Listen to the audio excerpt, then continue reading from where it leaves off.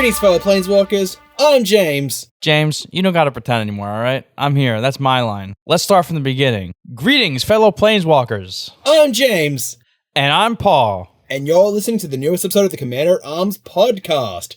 This week on the podcast, we are talking about our top 10 cards we think might get overlooked from Innistrad Midnight Hunt. But before we get into that, we have a little thing to do between now and our upkeep, which isn't a part of Magic, but I just wanted to go here and thank Corey from the Commander crew for subbing in for Paul for the last 2 weeks.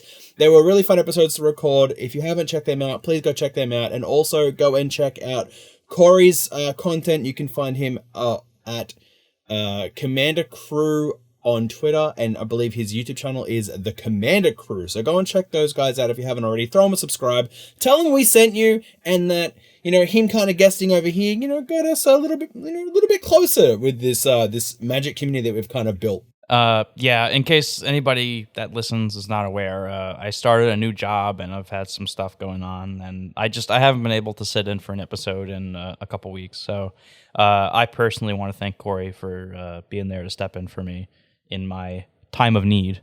That's a Magic card reference that people might not get. It's from all the way back from like Born of the Gods. Whatever. At any rate, thank you, Corey. Means a lot to us. Appreciate it.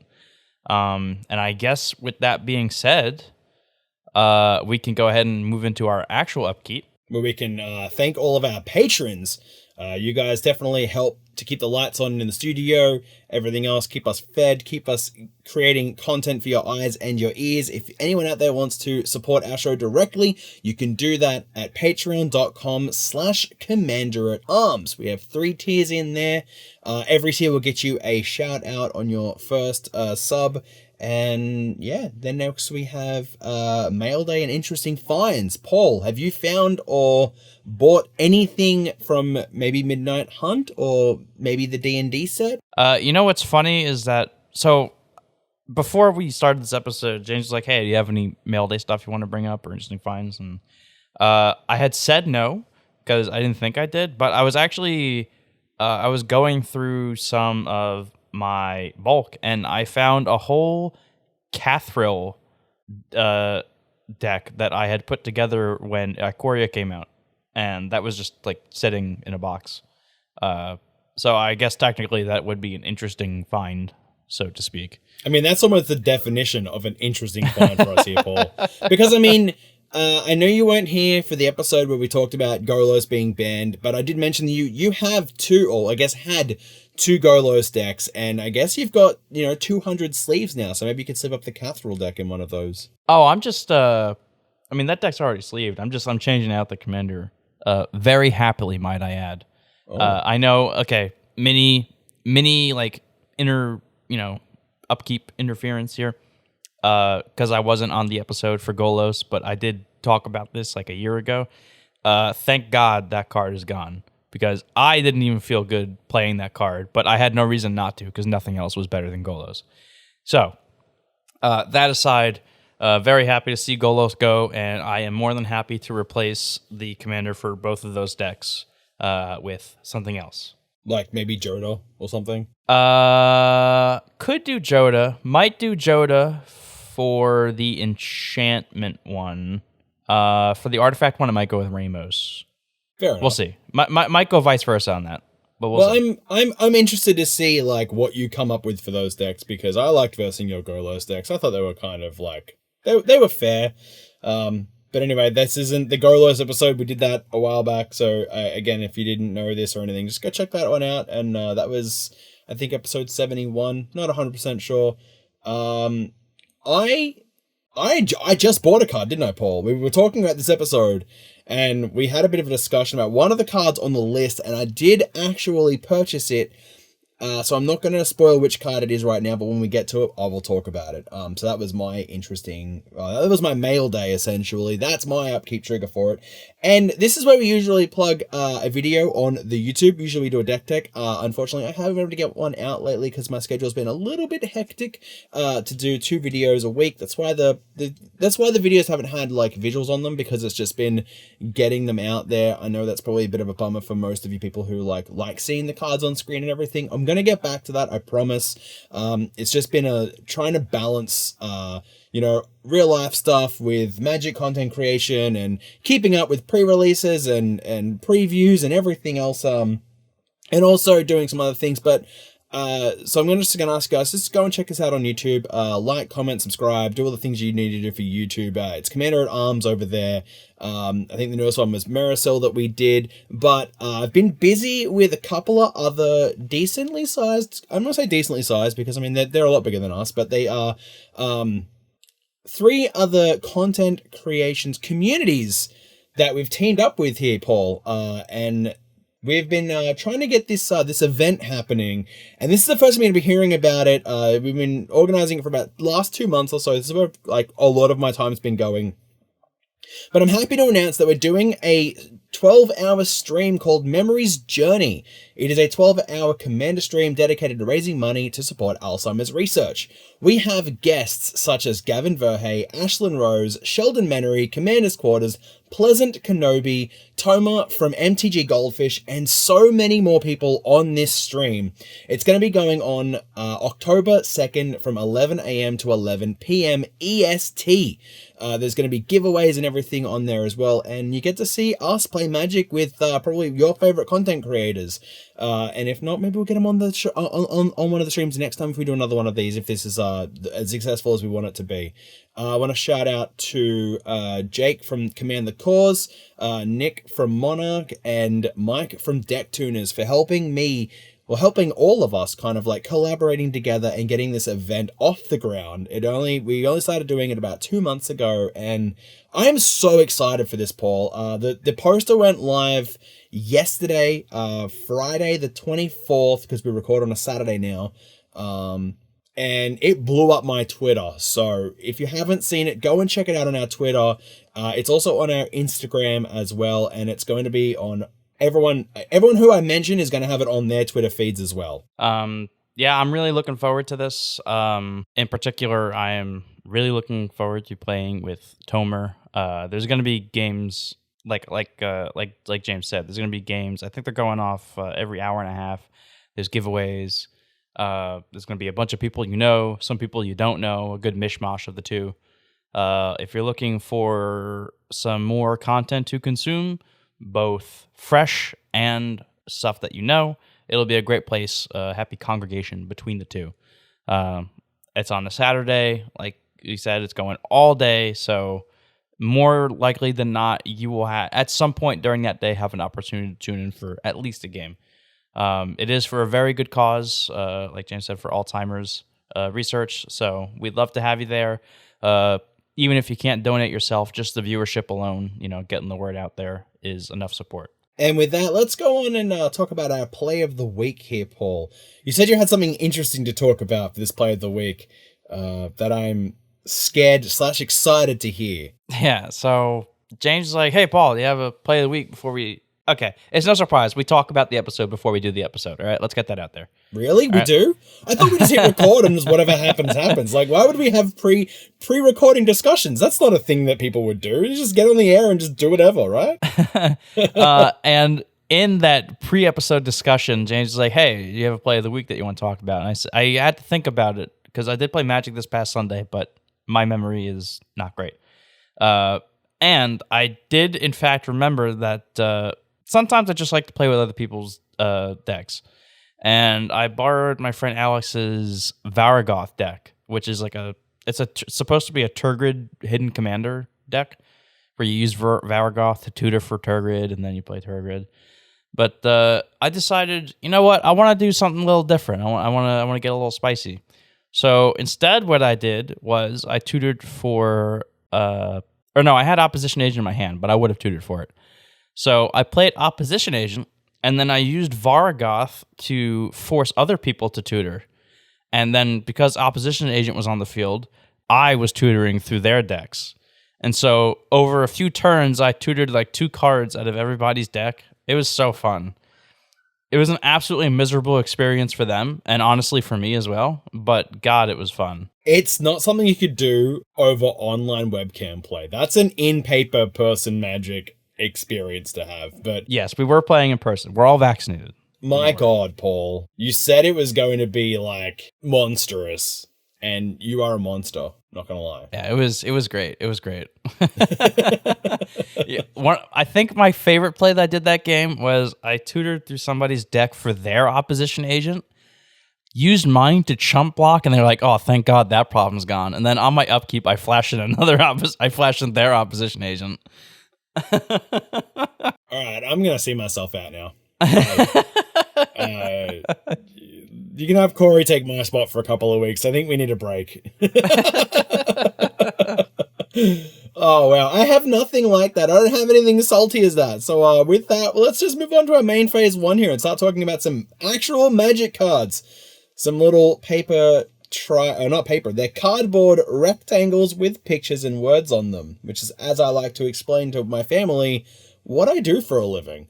So I did want to mention, by the way, sorry, I meant to mention this before. By the time that you're listening to this, that 12-hour stream will be 2 days from when this airs, because this goes live on Thursday. So if you're listening to this on the day of release, 2 days from now, okay? Just wanted to put that out there. Also, there's 10 cards in this list, and I'm going to mention this now because I will have already posted the picture on Twitter. There's 10 cards in this list that I picked from every single card in the whole set, okay? All different prices, total up to $6.66, okay? Talk about spooky. Anyway. I mean, in a set that's all about, like, classic gothic horror as well, coming up to 666, it's pretty good, and it must be a sign that these are the right cards that people aren't talking about yet. So with that segue, let's get into it. So these are the top 10 cards that we think might get overlooked from Innistrad Midnight Hunt, and we're going to start off with just all the creatures. We've got 5 creatures here, and then we've got 3, I think it's sorceries. Yeah, 3 sorceries, 1 artifact, and 1 instant. So the first creature we're going to talk about here is Ardent Elementalist. It is 3 and a red for a 2/1 human shaman that says when it ETBs, return target instant or sorcery card from your graveyard to your hand. All right, quick note. You'll notice that this is a common. As I usually do with these lists, I try to pick out commons and uncommons because a lot of people already talk about the rares and the mythics and such. Unless a rare is like that good, or I think it'll be that overlooked, which there are a few on here, most of them will be commons and uncommons. So starting with Ardent Elementalist here, it's 3 and a red for a 2/1, like James said, for a human shaman. ETBs, you get an instant or sorcery card from your graveyard to your hand. This is actually not directly power creeping, but pretty much power creeping an older card called Anarchist, which was 4 and a red for a 2/2 human wizard. And then when ETBs, you get a sorcery from your graveyard to your hand, just sorcery. So it's more expensive, or this card is less expensive than Anarchist and can also get instants back. It also has power 2, so for you Alesha lovers that play a bunch of removal in your deck and you want to get it back, Ardent Elementalist can get it back over and over and over and over and over again. Previously, the best thing you had was Anarchist, really, which, like I said, it only gets sorceries, so it couldn't really get removal because most removal was instant speed. But Ardent Elementalist kind of fixes that issue. It is also a shaman, so theoretically speaking, if you're playing like Girid and you're playing that shaman doubler, Harmonic Prodigy, whatever his name is, this doubles that trigger. But yeah, just all around, like especially with all of the instant and sorcery loving shenanigans that we just got with Strixhaven this year, people are going out of their absolute minds with copying instants and sorceries, wanting to get them back from the graveyard. So here's another way to do it for you. It's in a different color. It's in a color that's not blue. So if you're not in blue and you want to run like a mono red storm deck, there you go. For Birgi, however you pronounce that, from Kaldheim, there you go. There's a way to repeat some of your rituals or whatever. I like this card. So I like the Peregrine Drake, Ghostly Flicker, and then like Graveyard Getter Back a combo, as you would all tell from like my Raynar deck and my Tulane deck. This is team of colors that gets you, whatever you want, but I'm thinking like Calamax wants this card as well. Like Calamax would want this, your was it Veyren, Voice of Duality decks want this as well. This is a really cool card. It's a really cool effect, and now I'm glad that's like we have one in each of the colors for Temur, because that's the color I played for Spellslinger. So you've got like Ewit, and then you've got there's the Mnemonic Wall if you want to, or Archaeomancer, and then you've got Ardent Elementalist as well. Not really an effect we see in red all that much, and I'm really happy that we have it here on a common, because usually it's about an uncommon that you get this on. But yeah, Paul pretty much said everything. So I love this card. I would probably give it about I'm about a medium. I'm about a 5 out of 10 on this one. Flavor reasons why and everything else. Like, I love it. I think it's a really cool card. It's a common, as I said. It's all right. It's good. Definitely pick it up if you need it for any Spellslinger deck. We're gonna move on now, Paul, to the next one though. We have one that you were excited to play and to look at here, even though like you pretty much curated this whole list. I didn't really have much input on it, because I'm terrible at evaluating cards sometimes. So you are a little bit better at it than I am. I could be like, this card is amazing. Like, everyone's like, Meat Hook Massacre is the thing, and I'm like, nah, it's alright, but it's actually pretty good. Anyway, so the next one we have here is Kathar Commando. It is 1 and a white for a 3/2 human soldier with flash, and an activated ability of 1, and sacrifice Kathar Commando to destroy target artifact or enchantment. We have seen this effect in white before, so that part is not weird. Well, I mean, insofar as the destroy artifacts and enchantments thing, but it being as part of a sacrifice ability on a card that has flash, and this is a common. Like, when they said they were making white more powerful, I was like, okay, I get it. Like, you'll give them a few more like card draw spells or whatever. This is like low key an incredibly strong direction for white to be heading in. Not only does it have flash, right? So you don't even have to expose this early on. You can, if you want, on turn 2, like just flash this in as a 3/1 threat. Which honestly, if you're playing a deck like Elesh Norn or something that plays a bunch of anthems and stuff, you'd probably do to be mana efficient. But this is just a white Thrashing Bronodon. Like, it just sits on the field and looms over everybody's head, right? It de-incentivizes people from playing their powerful enchantments and artifacts as long as it's on the field. It's like playing a Aura of Silence? Yeah, Aura of Silence. People just don't want to play their powerful stuff when it's on the field. It's like having a Nevinyrral's Disc out. Nobody wants to commit stuff to the board knowing that there's a player with a Nevinyrral's Disc waiting to pop it. And it's in white.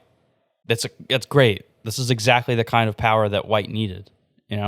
It's mana efficient, and it is a threat that looms as long as it's allowed to. Yeah, that's about all you really have to say there.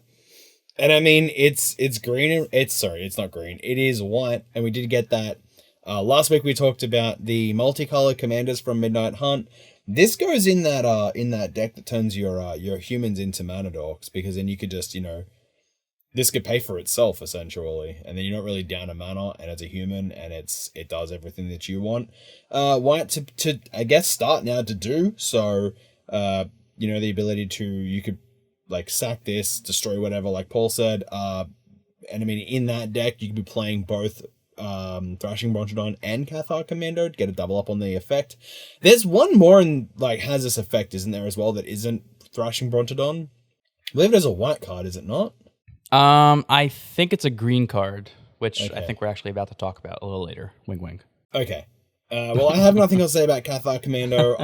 I'm like I said, I like this card. I'm about the same as on this one as I am on Ardent Elementalist. It's a good 5 out of 10, but definitely like if you have a couple of these, if you end up like pulling a lot of these cards, just keep them, hold on to them, because this is the power creep that we're starting to see in white, and I love the direction that they're taking white at the moment. Not really just giving it card draw as like everyone's like, oh my god, give white card draw, but giving them more ways to remove things off the board and making them more of like a bigger board presence threat. So we're going to move on now to the next one. It is Morbid Opportunist. It is 2 and a black for a 1/3 human rogue that says whenever one or more other creatures die, draw a card. This ability triggers only once each turn. All right. The ability triggering only once each turn is a little bit of a bummer, but I think the way I'm about to explain it, you'll understand why that had to happen. Take all of your spot removal, except the ones that exile. Take all your spot removal, all your board wipes. At the end of the text on that card, put draw a card. How much better does that card get? Well, I mean, if you're wiping the... So if you say, like, 4 mana, Wrath of God, destroy all creatures, draw 1 card, yeah. Not that great. Oh, come on. I mean... That's bonkers. It's a cantripping board wipe. I mean, it's good. Name one cantripping board wipe that exists, except for...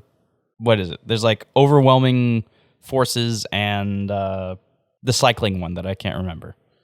Decree of Annihilation? Decree of Pain. Decree of Pain. Which, by the way, are 8 mana. Both. All right. I can do one. It's in 2 cards, though. Are you talking about, like, 1 card or 2 cards? Because I can 1 card. 1 card? Damn it, Paul. I can't do that. You know this. All right, fine. There is no cantripping board wipe. I understand that. But it's just like, I mean, you've got... we were talking about it before. The dude on the horse. Midnight Reaper. And you've got Dark Prophecy. They both, when things die, you draw cards, you lose a life. Those are just your creatures, though. But, so? This is any creature. It doesn't even have to be yours. If somebody blocks on somebody else's turn, not even blocking your creatures, and that creature dies, you draw a card. If somebody else board wipes, you draw a card. It goes in Muldrotha, doesn't it?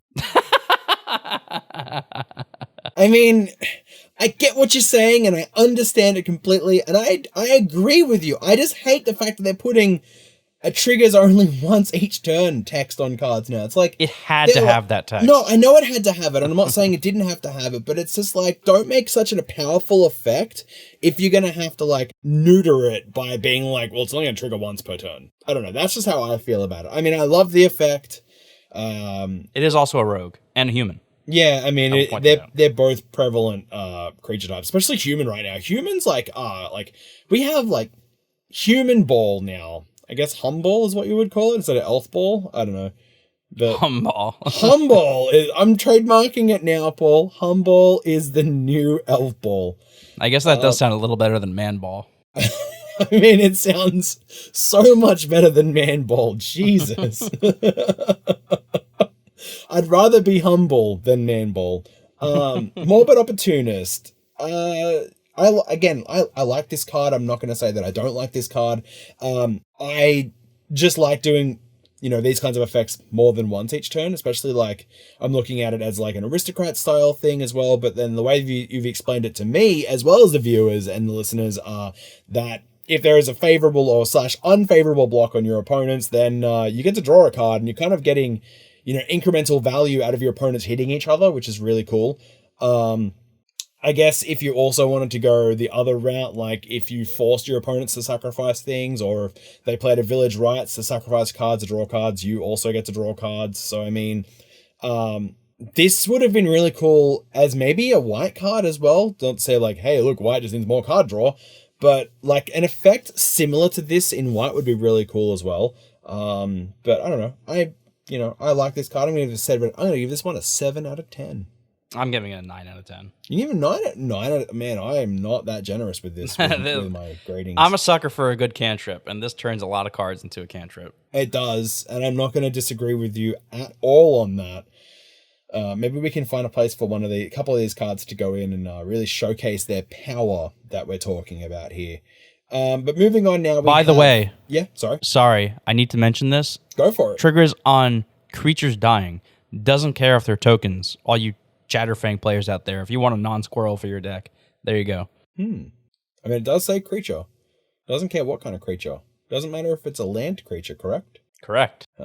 See, it just gets better and better. I'm giving it an 8 out of 10 now, just for that fact. I bumped up my rating. You've persuaded me, Paul. All right, cool. If there's no more interruptions, I will move on to the next one here. It is Outland Liberator. 1 and a green for a 2/2 human werewolf that has an activated ability of 1, sacrifice Outland Liberator, destroy target artifact or enchantment. And it has Daybound. So we did talk about Daybound on the last episode.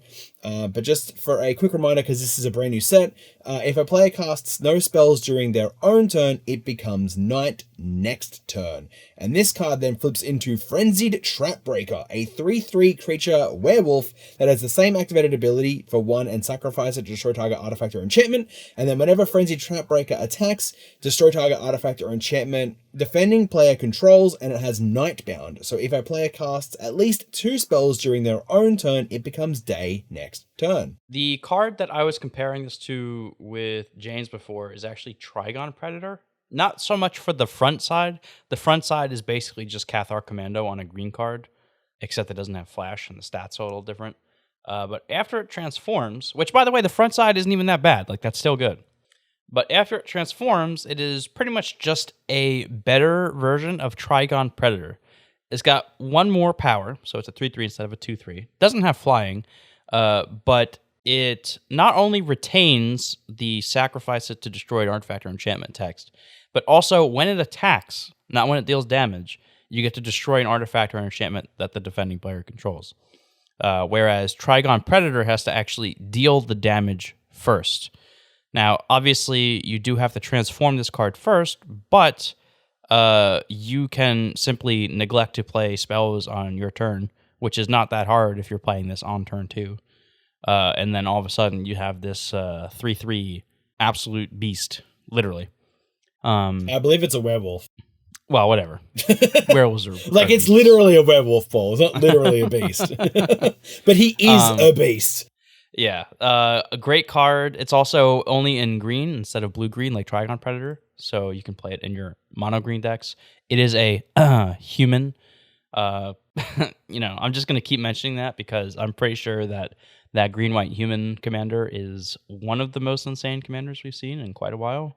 But yeah, just a great card. Happy to see older cards being returned in more palatable forms, I suppose. Like more high risk, high reward kind of things. Yeah, that's pretty much all I have to say about that one. I guess if I had to give it a ranking, which I didn't actually do for Ardent Elementalist and Kathar Commando, which would both be 7 out of 10 for me. Outland Liberator, I'd put this one probably around the same, maybe a little higher, like 8 out of 10. I think with the ability to flip this card, I mean, it's a 2-mana 2/2, so it's already on par with its power and toughness. Then to give it the ability to actually just sacrifice itself to destroy target artifact or enchantment is really good. And the fact that it keeps that text on the other side of it and bumps it up to a 3/3 instead of a 2/2. There will be instances in a game where this will come out for its transform sign. So you're paying 2 mana for a 3/3 that says when it attacks you to destroy something. If you have haste, because I mean, let's be honest, you're playing Tolvar most likely if you want to play a werewolf commander.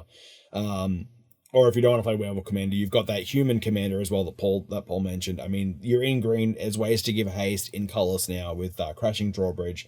But because you can give this thing haste and it can come out for its transformed side, you can attack straight away with it if you have haste and destroy something that a defending player controls. Doesn't matter if this thing dies on it. If you have the extra mana, you could, attack, destroy something. If it gets blocked, unfavorably blocked, and it's going to die, just pay the extra mana, destroy something else. This could easily 2-for-1 someone. I'm going to give this an 8 as well. I really like this card, and I think in werewolf builds and in builds that are more aggressive and can kind of give that day-night cycle thing it can utilize it to its fullest potential. This could just easily come out as a 2-mana 3/3. So I love this card. It's an uncommon as well, so it's going to be, not as easy to find as a common, but probably easier to find than a couple of rares, depending. Yeah, that's it. I'm happy to talk about our last creature here, Paul, before we go on to our combat phase. So the last card we're going to talk about is Reckless Stormseeker. It is 2 and a red for a 2/3 human werewolf. This is at the beginning of combat on your turn. Target creature you control gets +1/+0 and gains haste until end of turn and has Daybound. It then transforms into Stormcharged Slasher, a 3/4 werewolf that has the same text, but it gets a +2/+0 and gains trample and haste until end of turn and has Nightbound. This is actually our first rare of the list. but it's currently sitting at a little over $1. And haste enablers that you don't really have to commit mana to are kind of at a premium. And this happens to be just that. Like, you just play this, it's a 2/3. It can give itself haste that turn if you want to attack for 3. Or it can just sit on the battlefield, and now all of a sudden, every new creature you play, I mean, assuming you're playing one at a time, now has haste. And you'd be surprised. Like, people play Xenagos, not just for the power and toughness buff, but for the haste. And this does the same thing. So if there's something wacky that you're trying to do, like Master of Cruelty somebody in one turn, Reckless Stormseeker, play Master of Cruelties, give the Master of Cruelties haste, attack. It makes a lot of plays a lot better and a lot more efficient, and you don't really have to commit anything to it. This one is one that you don't even mind not flipping. Unlike the Outland Liberator, where you kind of want to flip it, this one, you don't care. Honestly, most of the time, you just don't care what side it's on. Yeah, the trample is cool, an extra power, whatever. You care about the haste. And not having to commit any mana to it, just at the beginning of combat, you just get to do that, is amazing. And I'm going to give this card 8 out of 10. I'm with you on that one. I'm 8 out of 10 on this one as well. I mean, because you're right, it does literally the same thing on both sides. It just adds an extra evergreen keyword to your creature. And the fact that you were like Master of Cruelties. Now, correct me if I'm wrong, Master of Cruelties is the one that sets your opponent's life total to 1. If it's unblocked, yeah. And you say I'm the monster of the podcast. Like, what the hell? It was like last week, for anyone who listened there, I just like, Corey was like, you could easily do an infinite combo with Slowpoke. And I was like, Corey, I have an infinite combo with Slowpoke. And he was just the fact that he was like, really? Of course you do. It wouldn't be James if he wasn't talking about an infinite combo. But here you are, giving not really an infinite combo, but a way to pretty much like just kill your opponents in one turn, maybe? I will say, if you do manage to flip Reckless Stormseeker by the time you play Master of Cruelties, giving it +2, +0, and trample means that opponents have to block with... Well, actually, no. They still only have to block with one creature because it has to be unblocked. But whatever. It has Death Touch, so trample with Death Touch is cute. It has First Strike as well, so pretty hard to kill like that. See, everyone, I'm not the monster that Paul says that I am. Don't let him write the narrative this way. Yeah, I mean, you've said everything about Reckless Stormseeker, so I'm happy to move on here, man. Let's go to our combat phase. And I'm gonna hit you with a Master of Cruelty. See how you feel. You gonna block it? Nah. Cool. I'm gonna set your life total to 1. Yeah, that's all good. And we're gonna hear a message from our sponsors right now. Welcome back from that ad break. So, as you know, Paul was left on 1 life, and I guess I'm just gonna cast Jessica from the command zone and kill him. Oh yeah, that is mono red, isn't it? I was gonna make a joke about this on. Oh no, it's not. It's in red black. Who's your commander, huh? Huh? You played Master Cruelties. Well, I Judge. I could easily just. All right, I'll play it in Jessica and Timna. How's that? I have both those cards sitting on my desk. Who's that red black god from Born of the Gods? You mean Mogus? There you go. All right. Yeah. Man, I shouldn't tell you things that happen on the podcast when you're not here. That's a callback to last episode or the episode before that. One of the ones that Corey was on with us. All right, let's get into the next 5 cards here. This is going to range between sorceries, instant, and artifacts. There are no enchantments on this list, Paul. Just enchantments. There are not. Didn't tickle your fancy this time? A lot of the enchantments in this set are curses, and a lot of them are at, like, a lot of the better ones, or ones that I would consider, are at, like, rare, and they're, like, pretty obvious, and I was trying to go for, like, the underdogs here. So none of the enchantments really did anything for me. If I missed one, like, I'm sure I did. Remember, for anybody that's about to tell me, like, oh, you missed this card or that card, remember, I am trying to go for things I would consider to be underdogs here, things that I think people are going to really overlook the value of. So if it's so obvious that a bunch of people are telling me that I missed it, that is probably a very telling sign that I did well. So basically what I'm saying is no matter what, even if it is obvious, say so, because if I didn't mention it, that means I did good. And I mean, that's totally fair. Alright, so we'll move on now. We have 3 sorceries here to talk about. The first one is Dryads Revival. It is 2 and a green for a sorcery that says return target card from your graveyard to your hand and has flashback for 4 and a green. 10 out of 10. 10 out of 10. This is a very, very powerful effect. And to have flashback is even better. Like, what are you going to do after you've, like, gotten something out of the graveyard at, like, turn 4 or 5, and then you're like, oh, it's turn 10. What am I going to get out of the graveyard? I've got all this mana to spend. I'm going to flashback something. I'm going to flashback this and get something out of the graveyard that's probably going to either end you the game or put you in a position where you can end the game. Like, man, I'm not kidding. This card is an actual 10 out of 10. I wasn't joking either.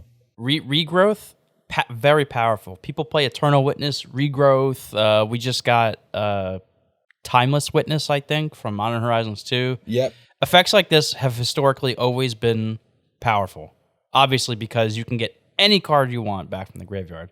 Having 2 uses of that in one card, which is actually pretty similar to Timeless Witness, except this is a sorcery, so you can do a little more shenanigans with this.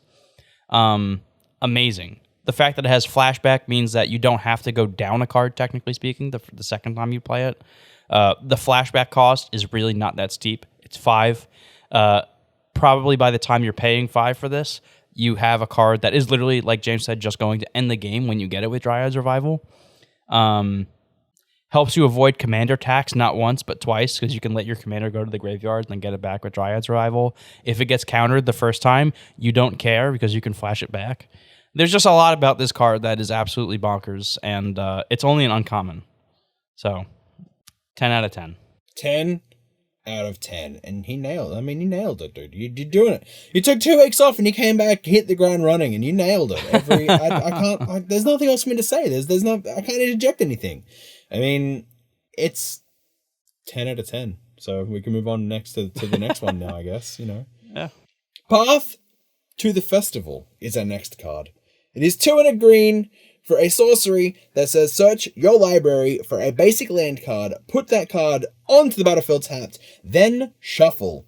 Then, if there are 3 or more basic land types among lands you control, scry 1 with flashback. This is actually, the cost of this card and the flashback are both exactly the same as Dryads Survival. Ramp, historically, obviously, is powerful. Duh.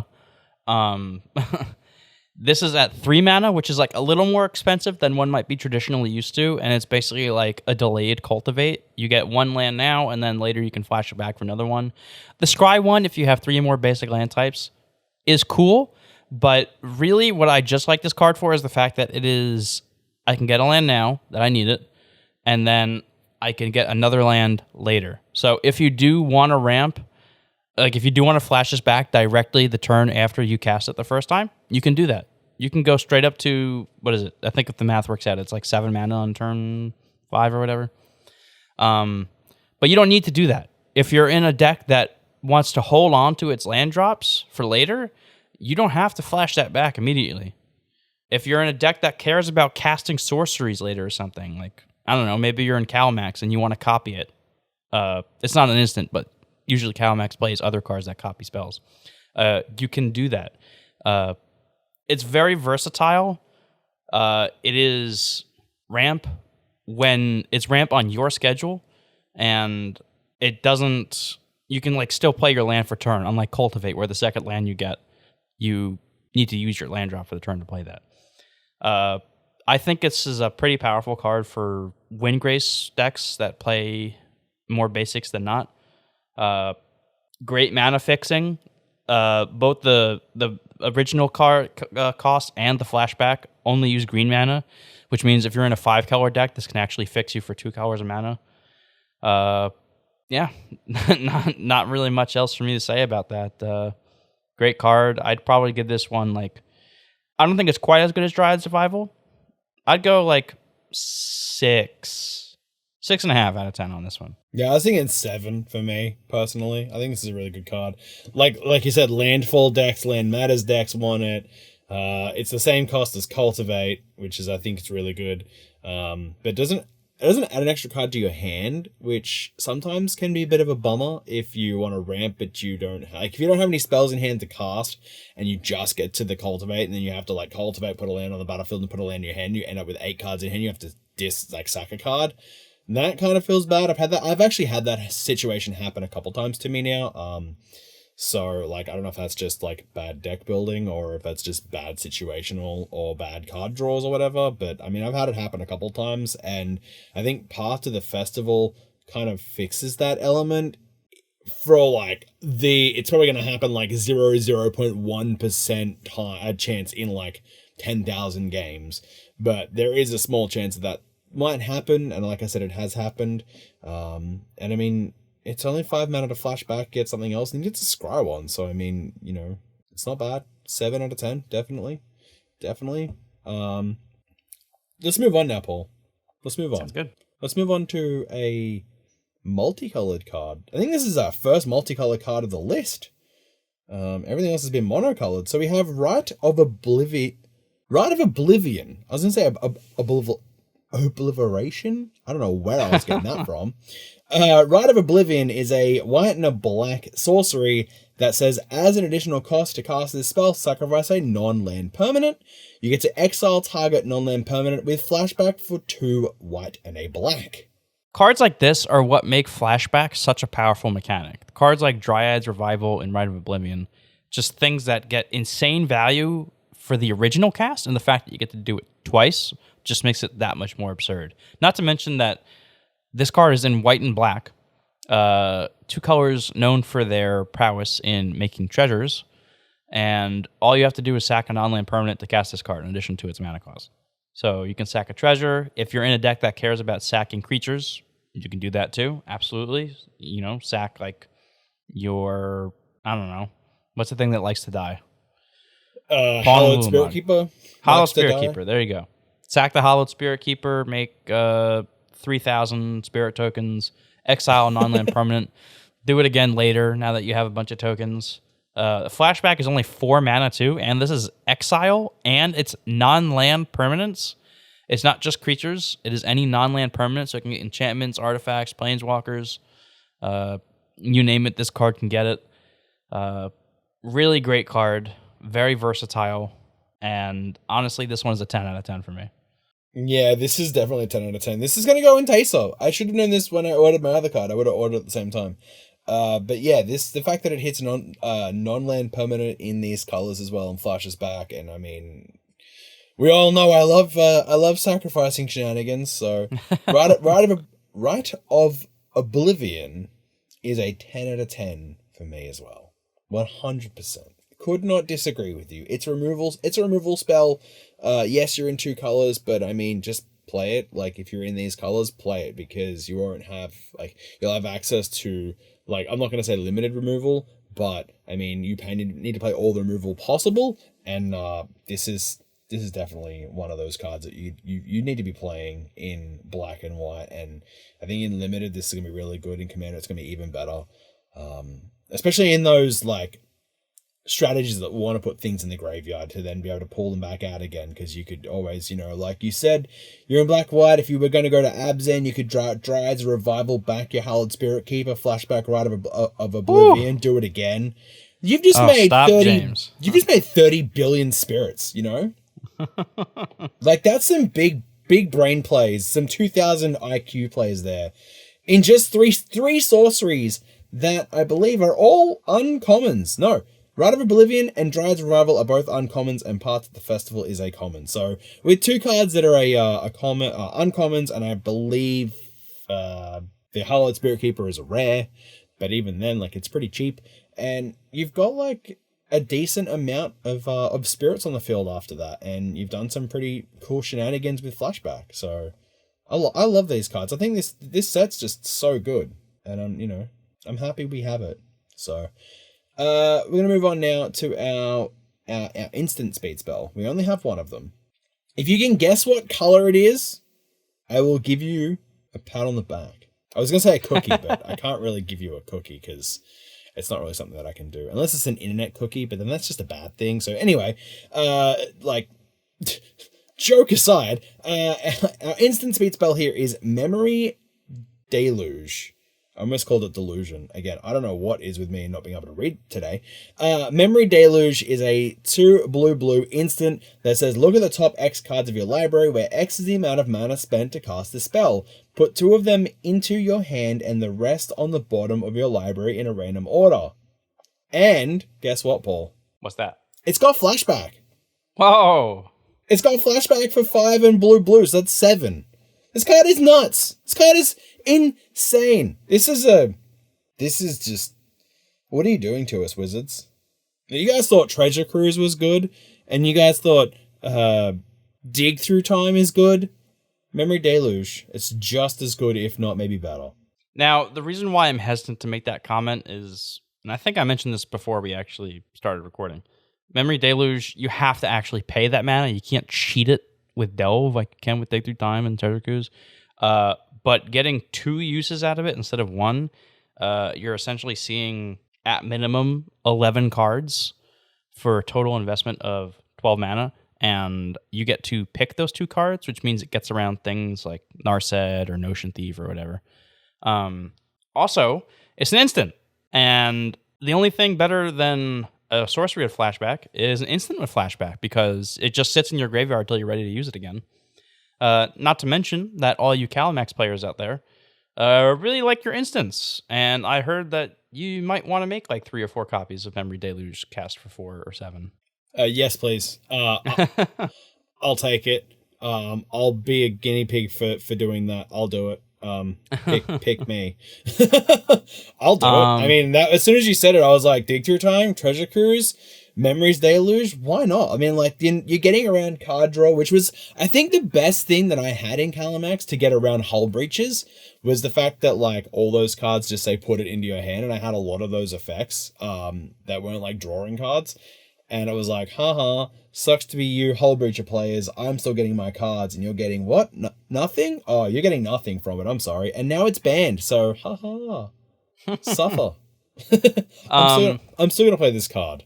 This card, I mean, like, even if you only ever get to cast it for 4 mana at instant speed to look at 4 or take 2, you know, it's not great, but it's not awful. Like, I would still play that.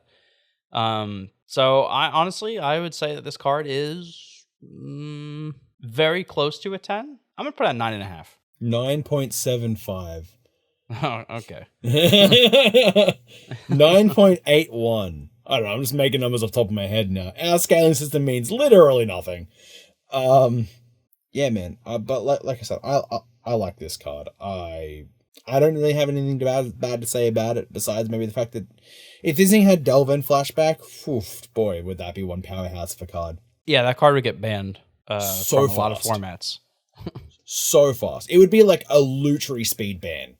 Like, I think Lutri got banned 5 minutes after it was unveiled, or previewed, sorry. So, we've come to the last card here, Paul, and avid listeners probably have picked up on the fact that I haven't talked about what my mail day card was, because that's this card.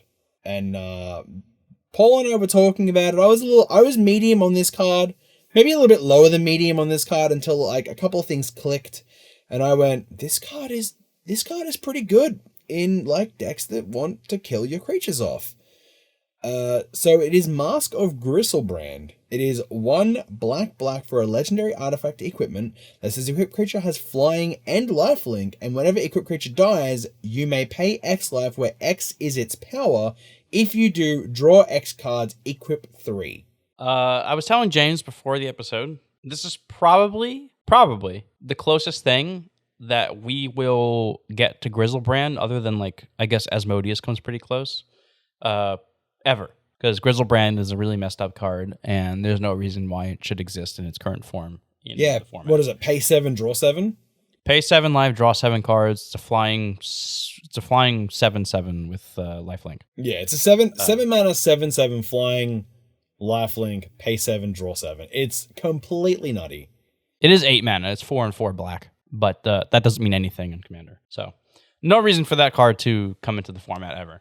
But we can get what is considered to be the best part of it, which is, it's a flying lifelinker, and then it draws cards. Unfortunately, the creature does have to die for you to do that. But that's usually not too big a deal, especially since this card is in black. You can generally get things to die pretty easily. And you don't actually have to pay mana for that part, right? Which means that if you equip this and you're completely tapped out and somebody board wipes, that creature dies. All you have to do is pay life. No mana needed. So if a creature had 3 power, somebody board wipes, you pay 3 life, you draw 3 cards. And the equipment more than likely still stays on the battlefield for you to do that again. Really great card. I'm pretty sure a lot of people are going to look at this and be like, 3 mana to cast, 3 mana to equip. Too expensive, not worth it. But for that reason, I'm pretty sure that this card is actually going to take a lot of people by surprise, even if it's not in like a Teysa Karlov deck where you can do it twice. Well, I was going to mention that, but you kind of stole my thunder. For some reason, I thought you had already mentioned it. No, I hadn't yet. Whoops. No, you're good. This was the card that I bought, and surprise, surprise, as everybody knows, it's going in Teysa Karlov, because Paul and I were talking about it, and I read it, and I'm like, does it work the way that I think it works? And he's like, no, I don't think it does. And then I'm like, but wait a minute. It's whenever a equipped creature dies, so you're going to get 2 triggers of that, and then you pay the life upon the resolution of the ability. So you would pay X where X is its life, and then you would draw that many cards, and you could do it again. And then my first thought was, I did mention Hallowed Spirit Keeper in the other one with making spirits off Rite of Oblivion, but in my Teysa deck and Mask of Gristlebrand, which is going to be phenomenal. I really I can almost guarantee it's going to be fantastic. Equip it to your token maker. When it dies, doesn't matter what it is. Let it die. Pay 3, draw 3. Pay 3, draw 3. Make spirits. You then have just refilled your hand with 6 cards, almost a full grip of cards for 6 life.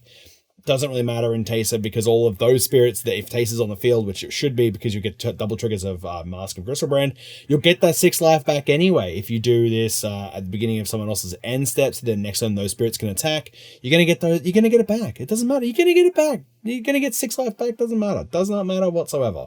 Don't think about it. You pay life. It's a resource. You draw cards. You want to be drawing cards. And this then card if you is have a way, absolute. Sorry, I didn't mean to interrupt, but this card is an absolute refueling monster. Yeah. Especially since it is repeatable, Skull Clamp sees a lot of play for the exact same reason that I think this card should probably see a lot of play. Yeah. I agree. 100%. Because then you can and the amount of reanimators I have in Teysa or any amount of reanimators in any black and white deck or any aristocrat style deck should have.